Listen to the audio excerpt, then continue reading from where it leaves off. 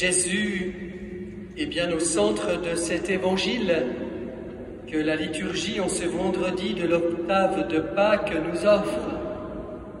Mais l'apôtre Pierre est lui aussi au centre de la narration. Oui, l'apôtre Pierre est au centre de ce récit. C'est Pierre qui lance le mouvement de quelques disciples qui sont là pour aller pêcher sur le lac. C'est Pierre qui se jette à l'eau lorsqu'il apprend que c'est Jésus qui les interpelle depuis le rivage. C'est Pierre qui tire les poissons à terre et c'est lui qui sera déclaré pasteur des brebis à la suite de ce récit. Si Pierre est au centre du récit évangélique de ce jour, le pape François, successeur de l'apôtre Pierre, est au centre de l'actualité mondiale en ces jours-ci. Cet universalisme de la renommée du pape dit quelque chose de l'universalisme de l'Église, que la pêche miraculeuse semble préfigurer. Cette multitude de poissons préfigure la multitude de toutes celles et ceux qui sont appelés à renaître à la vie nouvelle. Tous ces poissons pêchés représentent la multitude de celles et ceux qui seront retirés des eaux de la mort pour naître à la vie nouvelle. Ces poissons représentent toutes celles et ceux qui porteront le nom de chrétiens, appelés à suivre le Christ ressuscité, pasteur éternel. Et Jésus, après cette pêche miraculeuse, par 3 fois, confiera à Pierre la mission d'être lui-même le pasteur des brebis. Successeur de Pierre, le pape François avait été choisi dans sa force et ses faiblesses pour conduire l'Église du Christ. Et nous rendons grâce à Dieu pour la fécondité de son ministère. Comme Pierre, le pape François a donné l'exemple d'un homme donné, un homme vaillant dans les multiples épreuves, mais aussi dans la maladie. Pasteur des brebis, il a tourné son regard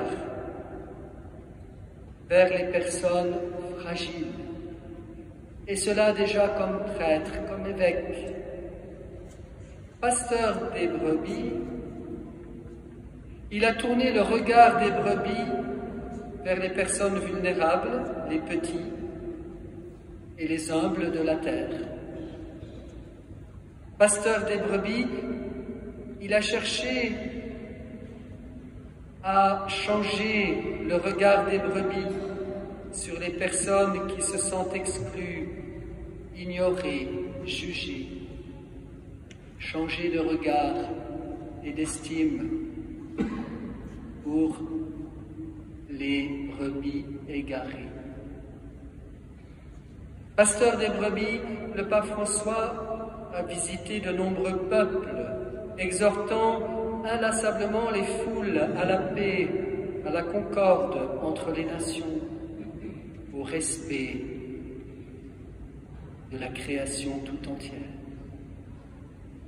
Pasteur des brebis, il a invité tous les fidèles du Christ à être disciples missionnaires, pèlerins d'espérance. Pasteur des brebis, évêque avec les évêques, il a engagé l'Église catholique vers la recherche de pratiques renouvelées de la synodalité. Il a incité les communautés a opté pour des styles plus simples, plus fraternels, plus conviviaux. Jésus, au bord du rivage, interpelle Pierre et ses compagnons partis pêcher sur le lac de Tibériade. Avez-vous quelque chose à manger? Avez-vous quelque chose à manger? Cette question renvoie à la grande hantise biblique de la nourriture. La nourriture est nécessaire à la vie. Justement, Pierre et ses compagnons n'ont pris aucun poisson cette nuit-là. Ils n'ont rien à manger. Cette prise de conscience de ne rien avoir à manger, le pape François rappelait que des millions d'hommes et de femmes l'avaient chaque jour à travers le monde. Il n'a cessé d'exhorter au partage des richesses et à l'instauration d'une justice sociale en accord avec l'enseignement du Christ. Cette prise de conscience d'être sans nourriture s'accompagne chez Pierre et ses compagnons d'un sentiment d'impuissance après avoir péché toute la nuit sans rien prendre.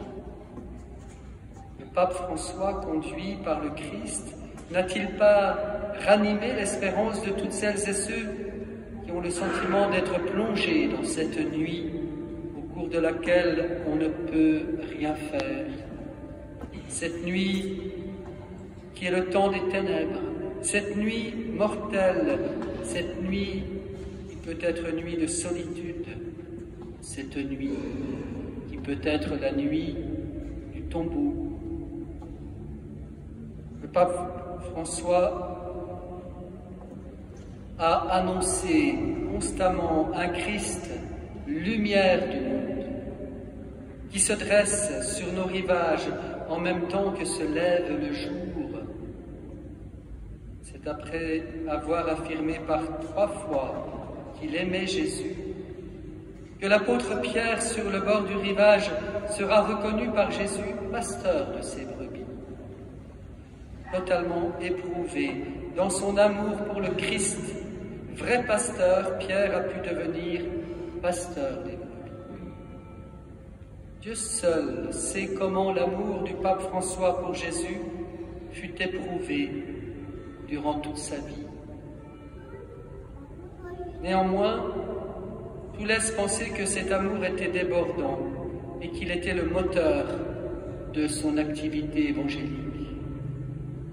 Combien de fois le pape a-t-il rappelé que c'est cet amour pour le Christ qui doit être le moteur de notre présence au monde, au point d'être chacun là où il est, disciple joyeux et missionnaire.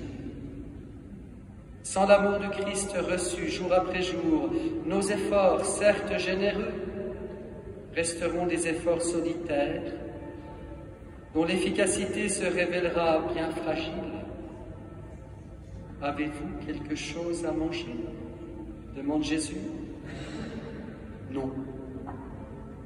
Sous-entendu, nous avons œuvré toute la nuit, mais sans résultat. Lorsque nous laissons le Christ guider et habiter nos efforts quotidiens, nous n'en percevons pas nécessairement immédiatement les fruits, mais notre foi et notre amour en lui nous donnent l'assurance qu'ils ne resteront pas sans résultat. Tous les efforts du pape François ne resteront pas sans résultat. Permettez-moi de citer un passage de la dernière encyclique du pape François, Delexit Nos, qui signifie « Il nous a aimés ».